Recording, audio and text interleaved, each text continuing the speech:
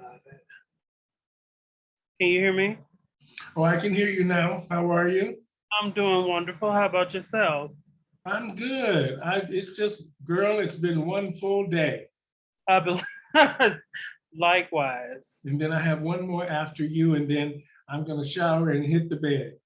Oh yeah, because it's kind of late. Well, not too late on your end, but yeah, kind of. Yeah. So how are you doing? I'm doing wonderful. How about yourself? I'm good. We're gonna start off light with the show. I'm trying not to talk to script the show. We don't want the show scripted, so it'll be just random questions that I ask you, and you can be as honestly as possible, and then make this your story.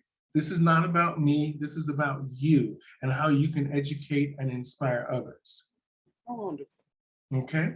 It's Yep. very simple. It'll be about 25, 30 minutes. Mm-hmm. And I'll first start off with just introducing the show, and then I'll introduce you. Okay? Okay. Now, let Can me you just, see me okay? yeah, I can see you fine. If you want a little more light on you, will be good. But I think otherwise, that's good. Just put a lamp or something in front of you. Right. Let me see. Or next to you.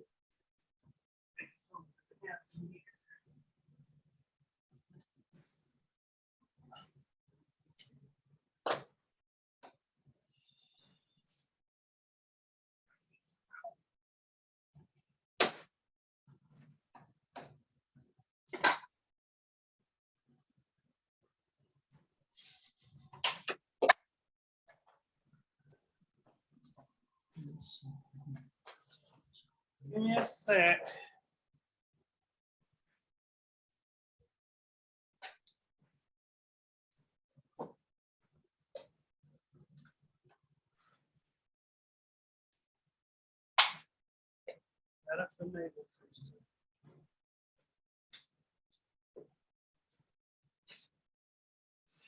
That's better. Little better. Yeah, Okay. that's good. Okay. When we're being visible, we have to make sure that we're visible. Exactly. Yeah, I agree. All right, so we're gonna start in 5, 4, 3, 2, 1. Good evening, ladies and gentlemen, and welcome to Pronoun TV and the Stephanie Stevens Show. I'm very excited tonight on the show. We have the fabulous Miss Summer Breeze, the pageant queen herself. She's fantastic. Fantastic. I watched her for years in the Miss Continental pageant. As you know, coming up this September is Continental weekend, and all of the girls are looking forward to that. So I'm really excited tonight to have Miss Summer Breeze on the show. She is the reigning Miss Royal Continental Plus, the reigning Miss Royal Continental Plus. That's Miss Summer Breeze. So welcome to the show today. Thank you. Thank you. Where are you hailing from? I am in Palm Springs, California. Okay. Oh, Oscars is up there, the Big Bar Oscars. Yeah. Okay. Now, is that where you were born and raised? No, actually, I'm born and raised in East St. Louis, Illinois, which is right across the river from St. Louis, Missouri. Okay. Now, we know Continental Weekend is a big part of the lot of the performers, the entertainers, the drag performers, and a lot of the trans women who participate in Continental. We know that weekend is coming up, and I'm excited that you are representing Royal Continental, and I'm excited to actually see you again because you are an amazing entertainer. You really are. Thank And you. I'm not just saying that because you're on my show. I've watched you for years. You're excellent, and you're very professional, and that's what I like. Thank you. I appreciate it. And we were going over the list, and she said, I would like for you to put this girl on the show. So I didn't know who she was talking about. Then I saw your name. And then that's why we reached out to you.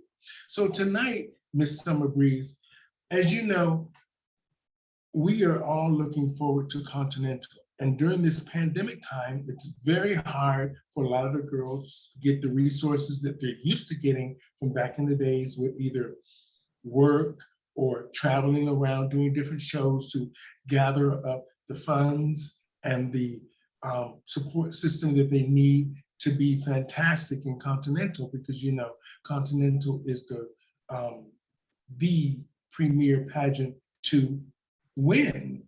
Now, what is it about Miss World Continental that we should look forward to this coming up September for Continental Weekend? What should we look forward from Miss Summer Breeze? Well, I would like to think that you're going to get a more intentful version of Summer Breeze. I would say that I'm probably guilty of being one of those people that like to have fun in pageantry, which is okay. But at some point, you got to take things seriously in order for things to really come to fruition. So I would say that that's one of the main things that I have made my mission this year is to be more intentful with my movements and the things that I do. So it's just like really important for me to present as always, I've always tried my best to present a strong package, but this year I'm coming a little more intentful, and I hope that's something that is conveyed to not only the judges but also to the audience. Mm-hmm. Now, being in pageants for many, many years, like you said you've been in, sometimes we always feel that we're sometimes the underdog because you hear who's entering the competition and what the promoter is looking for or the producer is looking for, what type of girl he's looking for that year, depending on the direction of where the pageant and where he wants the pageant systems to go. Right. And because each year the pageant system have to change and go in new directions to keep it interesting and fresh. That's true. And he needs new girls with brand new ideas or creative ideas to sort of help, finesse his vision of where he wants Continental to be. Correct. Now, what is the most difficult thing that you have found being a contestant in Miss Continental? Because we know the dressing rooms aren't the best. We know getting from the hotel to the venue is not the best. Well, the accommodations, I guess I've run in Continental so long to the point where I'm used to it, so it doesn't really bother me. It probably should bother me, but it doesn't.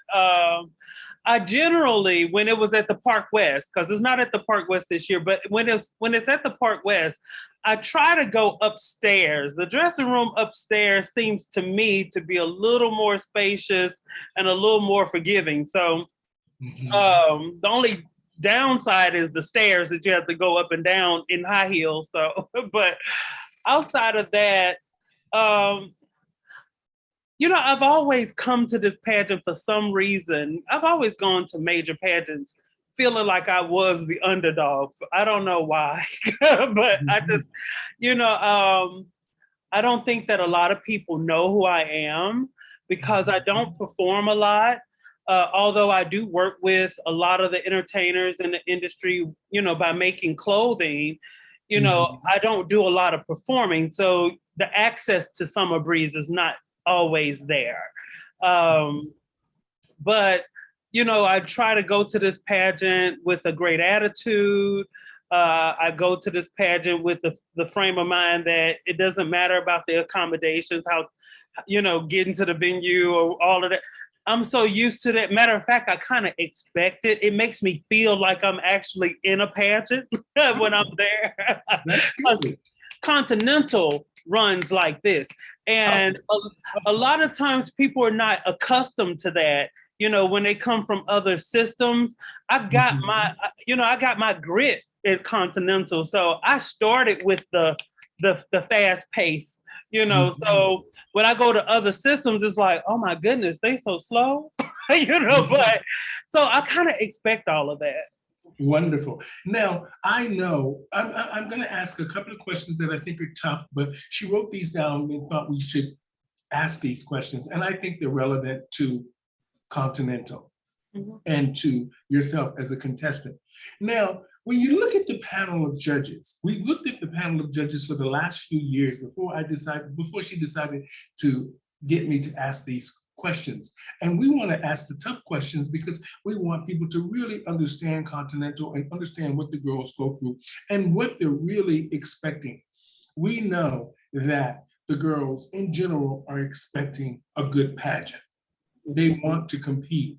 But when you go out and you face the judges, what are you really thinking? Because we looked at the last 5 videos and we watched the contestants in each category and we watched their expressions. And we sometimes could see that the expressions on their face was different than the way they felt when they thought they looked.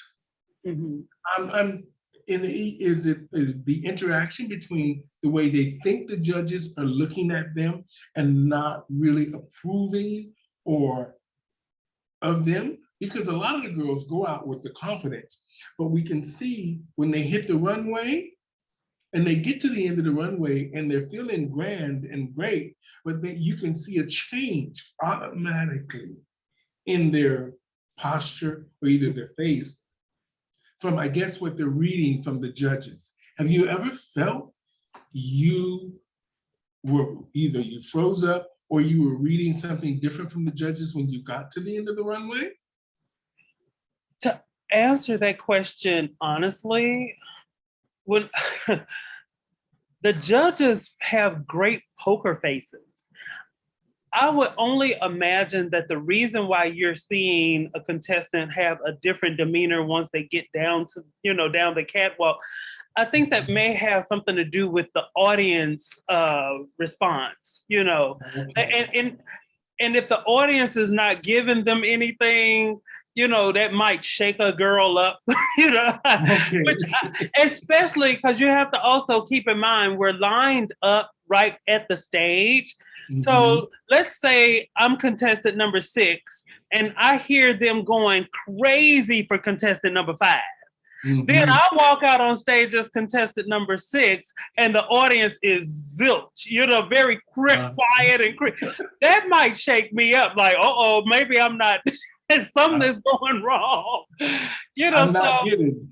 yeah, definitely. So I think it's different reasons as to why you get that change of expression on a girl's face when she gets down that catwalk, because you're only on that stage for a small portion of time. So, you got about that much time to impress and entertain, because it may not be talent, it may be swimsuit, but you still need to entertain. Mhm. That's our job. So, Mhm. yeah. Now, one quick question. As Miss Royal Continental Plus, what you have a great support system here, Mhm. I would think, with the promoters and the producers. You guys are on great communication levels to Yes. understand what Summer Breeze is going to bring to the competition, to not just to win the pageant, but to bring home the title to the system, Miss Royal Continental Plus, to give the girls something to look up to. Now, what is the most difficult part of going to the pageant? What is the most difficult part of being in Continental? I would say there is never, and you probably could ask that question to 1,000 girls. I don't think that there is ever enough money. Like when when you think, sometimes I be thinking, boy, I'm gonna be good here and here and here, and then something will always pop up, and it's like, boy, I could really use an extra $300 or $400. so, Mhm. so I would say that there is never enough money. Aside from the financial part of it, preparation in itself is difficult, because you have to keep in mind that while you're preparing, you got 20 some other girls preparing as well. And you're trying your best to edit as best as possible to make sure that you're actually going to put the best things on stage. You're going to take the best everything to present to the judges, because you're not the only one preparing. And no matter how good your support system is, someone else may have an even better support system. So, so that's not lost on me. I struggle. My support system is very small, um, you know, but we do what we can do to put my best foot forward. Now, I want to talk about this for a minute because she mentioned it here on the paper. Roxy Andrews talked something about Continental being cookie cutter. As a past Miss Continental Plus, she spoke about that last year, about Continental being cookie cutter. What do you think?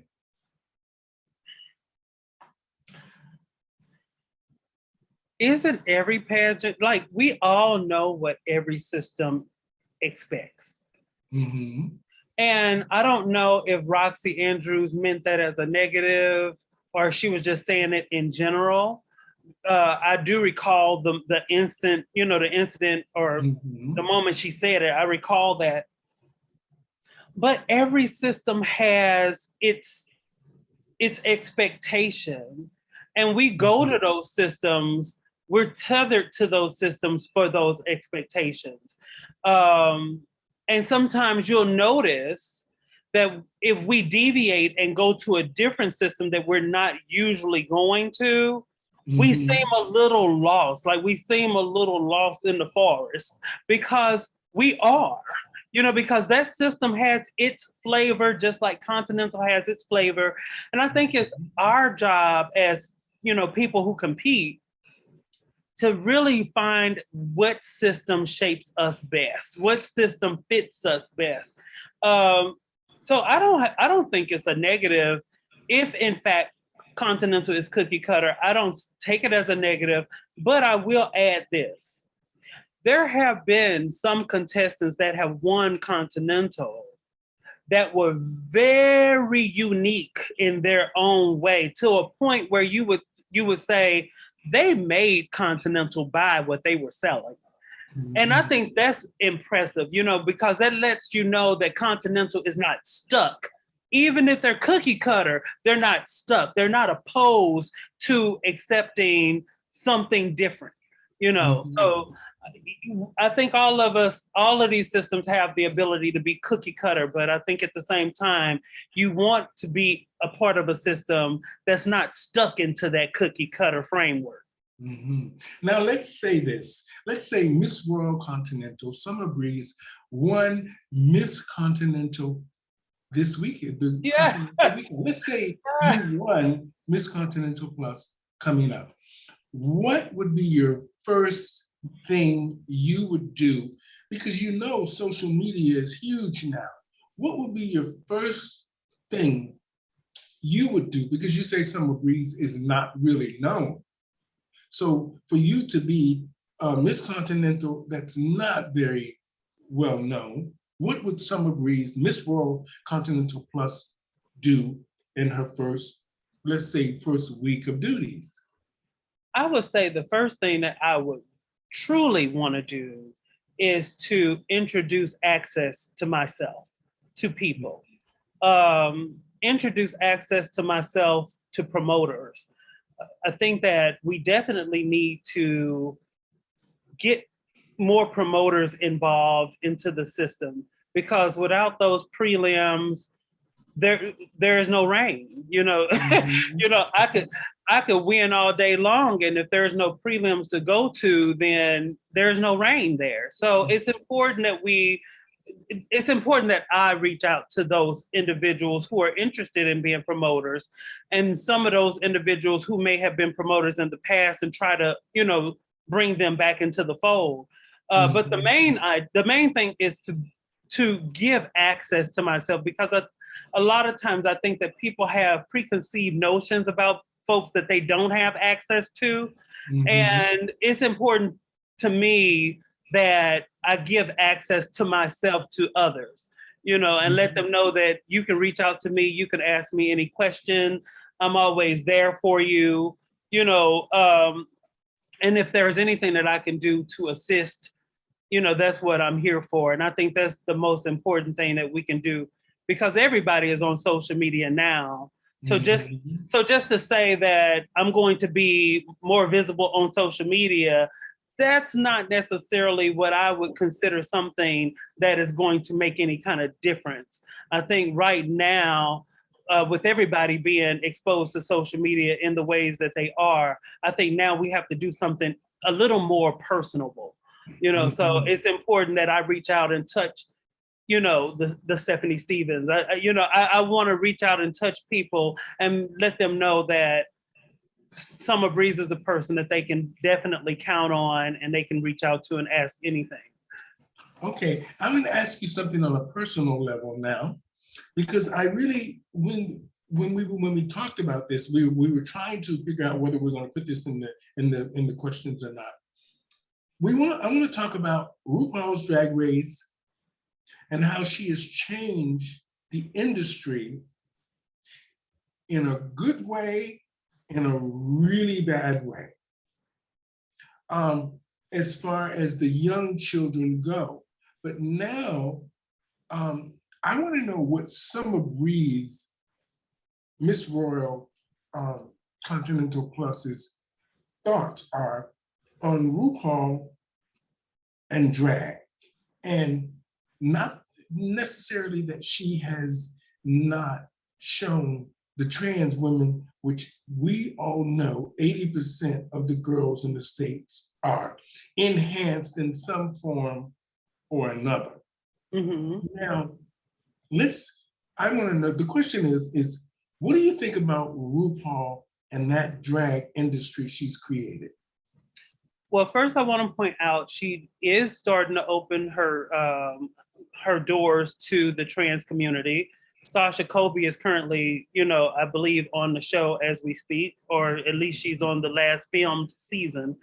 And I think that is a delight, because you shouldn't, ostracize anyone, especially when we're already a community that is, we're a sub community. And, I think when you bring something about, you need to kind of keep the floodgates open for everybody and welcome everybody. But to answer your question, as far as the positives versus the negatives, I never really gave much thought on how it impacts the community or the entertainment realm negatively.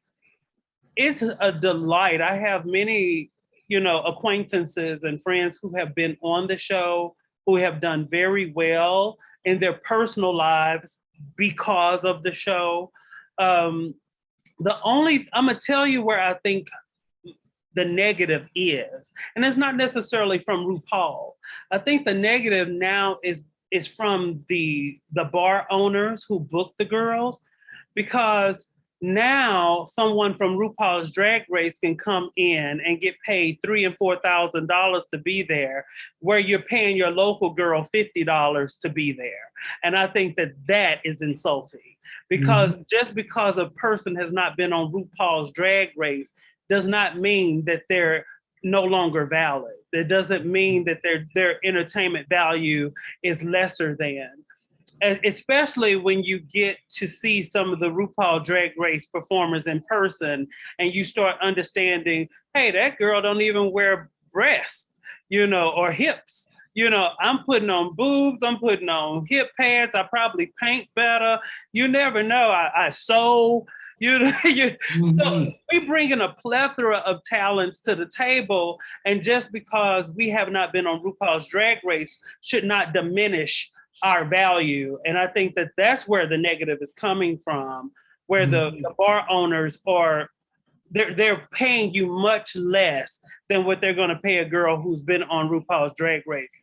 Outside of that, I think the platform of RuPaul's Drag Race has done a tremendous job on, putting the spotlight on what we do, and it's opened the doors for, for different other avenues of entertainment that we do, like ballroom. You got HBO now doing a ballroom series. So I don't think there's any negative coming from the actual franchise of RuPaul's Drag Race. I think the negative is coming from the local cities, the bars that's in the local cities, and how they approach, all the girls that they book. Well, I think in the long run, that's going to have to be approached. I mean, that's going to have to be Addressed, yeah. in conversation and addressed for sure, because it's going to create a real problem for bar owners down the road.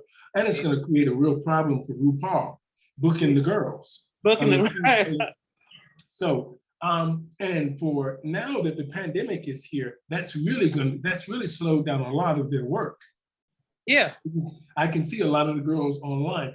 And when you're a one-hit wonder and you win this prestigious TV title and you go out into the world and we see, like you said, they don't wear breasts, they don't wear pads, and they really don't have anything but what they had on the show.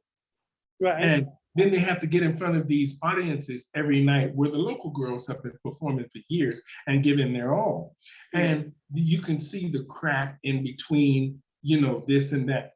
And like you said, we're going to have to address that very soon.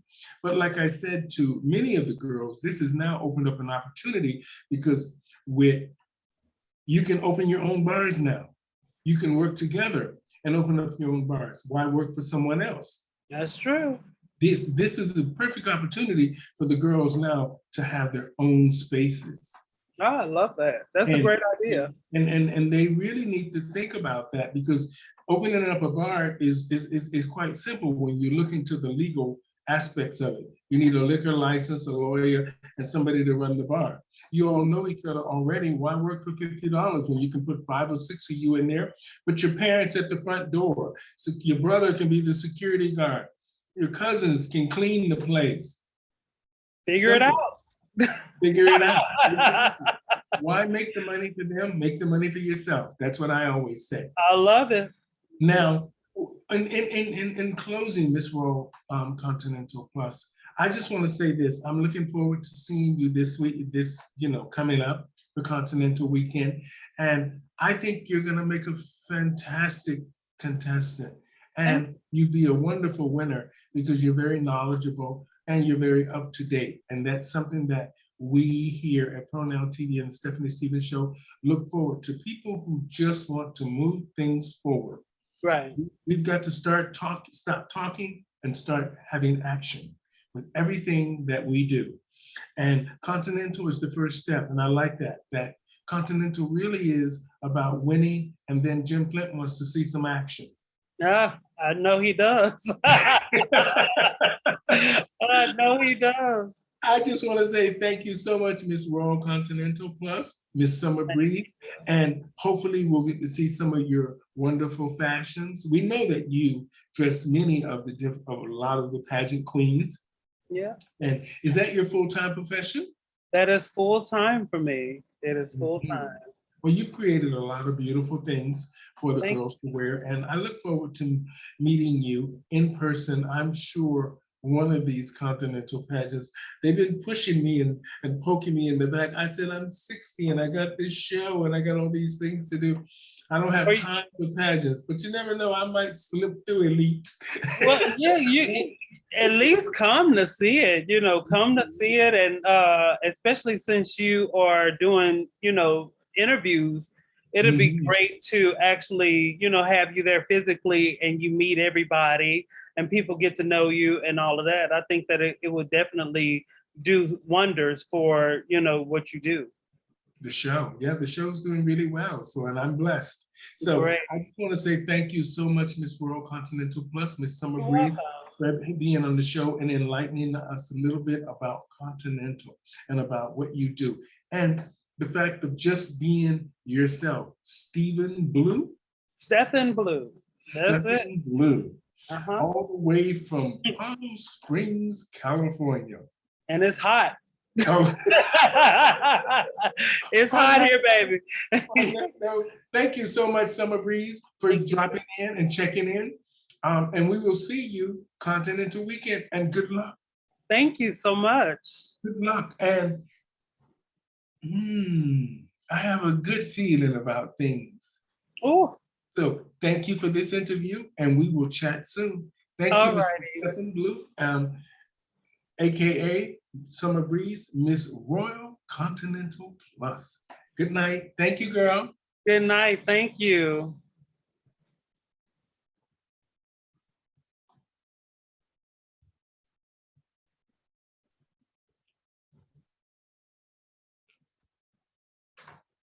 I can never get this to, there we go. Okay.